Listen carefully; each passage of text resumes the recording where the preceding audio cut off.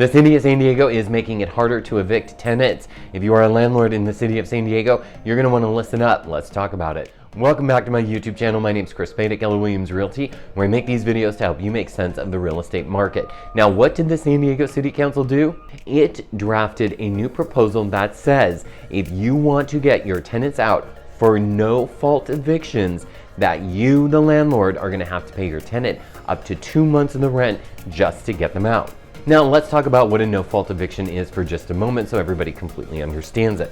A no-fault eviction is when the landlord decides that they want to take their property back at no fault of the tenant. If the tenant has been paying their rent on time and been a good tenant and not violated the terms of their lease, that's called a no-fault eviction. Now, the no-fault eviction doesn't go against the tenant's credit record or anything like that. The landlord just asks the tenant to leave. But now, if this new proposal is passed, then landlords are going to have to pay that tenant up to 2 months of what the rent would be just to get them out. Now, the whole reason why the San Diego City Council wanted to do this was because homelessness is growing in the city of San Diego. So the city of San Diego is putting this new ordinance in place that is trying to curb homelessness in the city. And this was anticipated for some time, and it is a very hot topic. As a matter of fact, hundreds of mom and pop landlords as well as renters showed up at the San Diego City Council last night. As you can imagine, renters support this new ordinance, but mom and pop landlords are saying that it's going to really cut into their budget. Now, if you are a mom and pop landlord and this does pass, it could go into effect as early as June. Now, how do you determine whether or not that this is triggered where you're going to have to pay that 2 months rent?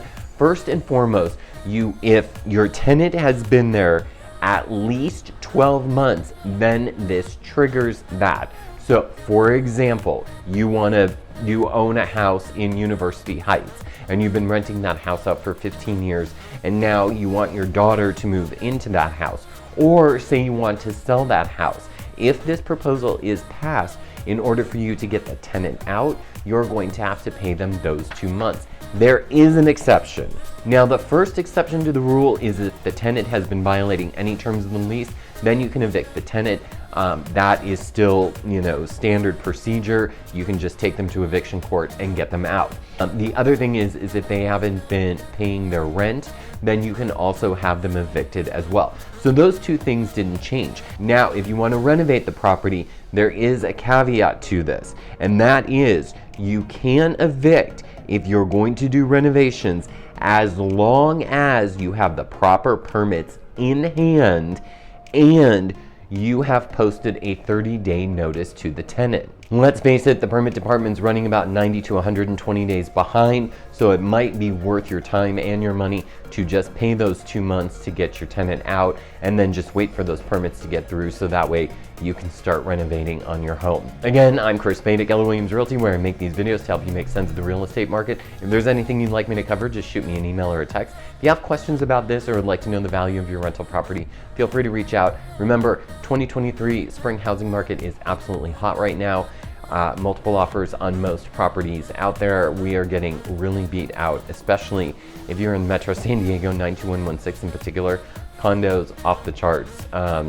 They're selling 2-bedroom, 2-baths over 600,000. Yeah, over 600,000. So over 650,000 as a matter of fact. So anyway, reach out. I'd love to help you. Love to talk real estate. Have a great day. Bye.